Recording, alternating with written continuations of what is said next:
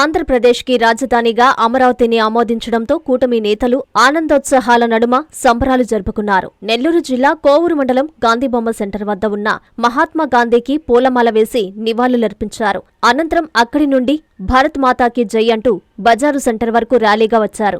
బాణాసంచా పేల్చి మిఠాయిలు పంచిపెట్టి సంబరాలు చేసుకున్నారు. కూటమి నేతలు మాట్లాడుతూ రాష్ట్ర చరిత్రలోనే దేశ చరిత్రలోని సువర్ణ అక్షరాలతో లిఖించబడినటువంటి రోజు ఇది అని పేర్కొన్నారు. ఆంధ్రప్రదేశ్ రాజధాని అమరావతి అనే పదానికి అర్థం తీసుకొచ్చిన ఘనతను కూటమి ప్రభుత్వంకే దక్కిందని చెప్పారు.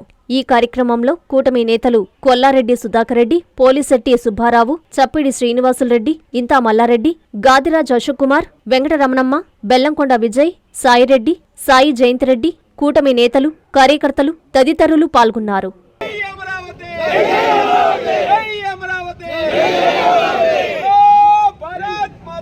రైతులు నమ్మకం ఎక్కడా కూడా ఉమ్ముకోలేదు.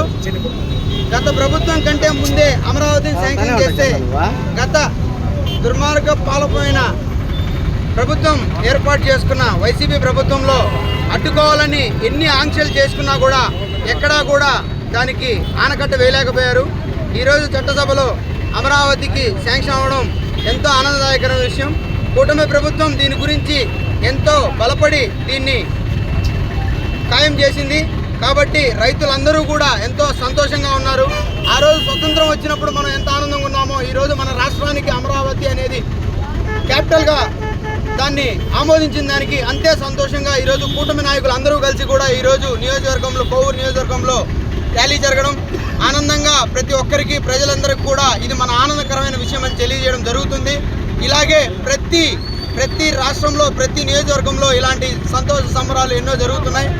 ఎప్పుడూ కూడా కూటమి ప్రభుత్వం ప్రజల తరపే ఉంటుందని చెప్పి మరొక్కసారి తెలియజేస్తూ ఎవరు ఎన్ని అనుకున్నా కూడా ప్రజల సంక్షేమం కోసం కూటమి ప్రభుత్వం పాటుపడే ధర్మాన్ని ఎవరూ ఆపలేరని మరొక్కసారి తెలియజేస్తూ జై కూటమి ప్రభుత్వ నాయకత్వ. నమస్కారం. ఈరోజు రాష్ట్ర చరిత్రలోనే దేశ చరిత్రలోనే సువర్ణ అక్షరాలతో లిఖించదగ్గనటువంటి రోజు అని చెప్పని ఖచ్చితంగా తెలియజేసుకుంటున్నాం. 2014 సంవత్సరంలో తెలుగుదేశం పార్టీ అధికారం ఏర్పడిన తర్వాత అంతకుముందు ఉన్నటువంటి పరిస్థితుల్లో ఉమ్మడి ఆంధ్రప్రదేశ్లో హైదరాబాద్ అని చెప్పనేటువంటి ఒక క్యాపిటల్ 274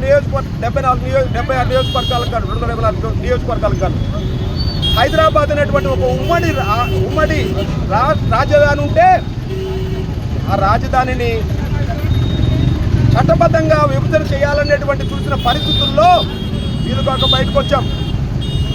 తెలంగాణకు హైదరాబాద్ పోయింది, ఆంధ్రప్రదేశ్కి ఆ రోజుకి రాజధాని లేనటువంటి పరిస్థితి. ఆ పరిస్థితుల్లో ఏ విధంగా అయితే రాష్ట్రం అభివృద్ధి చెందుతుందో దాన్ని ఆలోచించేటువంటి దార్శికత్వం కలిగినటువంటి గౌరవ ముఖ్యమంత్రి వర్యులు తెలుగుదేశం పార్టీ జాతీయ అధ్యక్షులైనటువంటి నారా చంద్రబాబు నాయుడు గారు 2014 అధికారం చేపట్టిన తర్వాత అమరావతి అనేటువంటి సాక్షాత్తు దేవతలు నడయాడేటువంటి అమరావతి రాజధానిని ప్రకటించినటువంటి పరిస్థితుల్లో ఈ దుర్మార్గ వైఎస్ఆర్సీపీ ప్రభుత్వం ఎటువంటి పరిస్థితుల్లో ఆంధ్రప్రదేశ్ని నాశనం చేయాలనేటువంటి కంకణం కట్టుకొని ఆంధ్రప్రదేశ్ని ఎన్ని రకాలుగా నాశనం చేయాలనే పరిస్థితులు చేసుకుంటూ వచ్చారు. దురదృష్టవశాత్తు 2019లో మనం అధికారం కోల్పోవడం జరిగింది.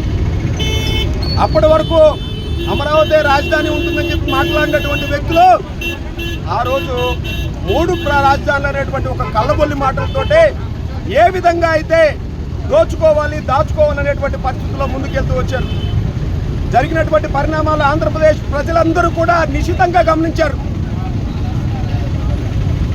175 నియోజకవర్గాల్లో ఉండేటువంటి ప్రజలందరూ కూడా ఈ వైసీపీ ప్రభుత్వం ఉంటే ఆంధ్రప్రదేశ్ రాష్ట్రం నాశనం అయిపోతుందని గమనించి మన పిల్లల భవిష్యత్తు కావచ్చు, రైతులు కావచ్చు, విద్యార్థులు కావచ్చు, ఉద్యోగస్తులు కావచ్చు, ఎవరైనా సరే ఆంధ్రప్రదేశ్ రాష్ట్రం బాగుపడాలంటే కేవలం ఒక్క తెలుగుదేశం పార్టీ ఆ తర్వాత కూటమి ప్రభుత్వంతోనే సాధ్యమవుతుందని భావించి 2024లో ఒక చిన్న విన్నపం ఇచ్చినటువంటి హామీలను ఏ విధంగా నెరవేర్చారో అందరూ గమనించాలని చెప్పని కోరుకుంటున్నాం.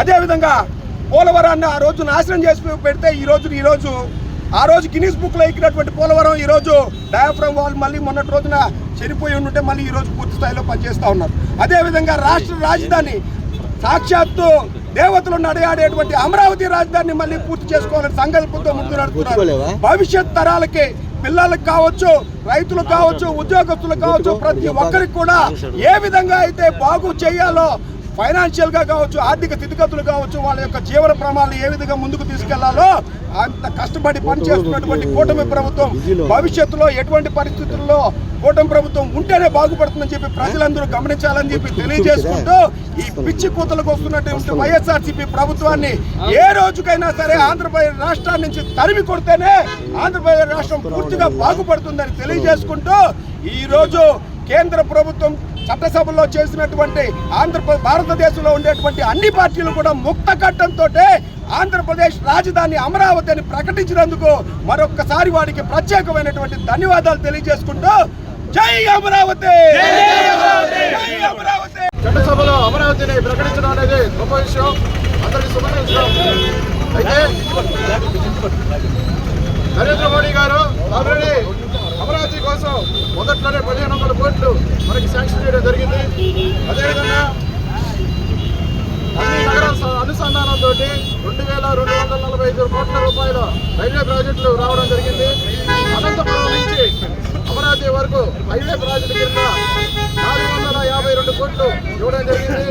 అలాగే ఒక విద్యా వ్యవస్థని ప్లస్ ఆరోగ్య వ్యవస్థని కూడా కొన్ని కోట్లతోటి అమరావతి నిర్మాణంలో వ్యయంగా పెట్టి అది కూడా పూర్తి చేయడం కూడా జరుగుతుంది. త్వరలో కేంద్ర ప్రభుత్వం నుంచి అనేక సహాయాలు ఎటువంటి రావాలో మ్యాక్సిమం అన్నీ కూడా ఇచ్చి నరేంద్ర మోడీ గారు మన రాజధాని ముందుకు నడిపిస్తున్నారు. అదేవిధంగా రోడ్ల నిర్మాణం, రైల్వే ప్రాజెక్టులు, విమానాశ్రయాలు వీటిలన్నిటికీ కూడా కేంద్ర ప్రభుత్వం నుంచి నిధులు ఇచ్చి మన ప్రభుత్వంతో అమరావతిని ఎలా నిర్మించాలో కూడా చెప్పి ముందుకు తీసుకెళ్తున్నారు. దీనికి ధన్యవాదాలు తెలుపుకుంటూ నారాయణ మాతృసేవా పథకం అమ్మతనానికి కమ్మనైన పథకం. సుమారు 1500 విలువ గల నారాయణ బేబీ హెల్త్ కిట్ ఉచితం. అవుట్ పేషెంట్స్ కు ప్రతి నెల డాక్టర్ ఫీజు ఉచితం. అల్ట్రాసౌండ్ స్కానింగ్ ఉచితం. గర్భిణీ స్త్రీలు కాన్పు కోసం కానీ ఇతర అవసరమై హాస్పిటల్లో చేరినప్పుడు బెడ్ ఛార్జీలు ఉచితం. ప్రాథమిక వైద్య పరీక్షలు ఉచితం.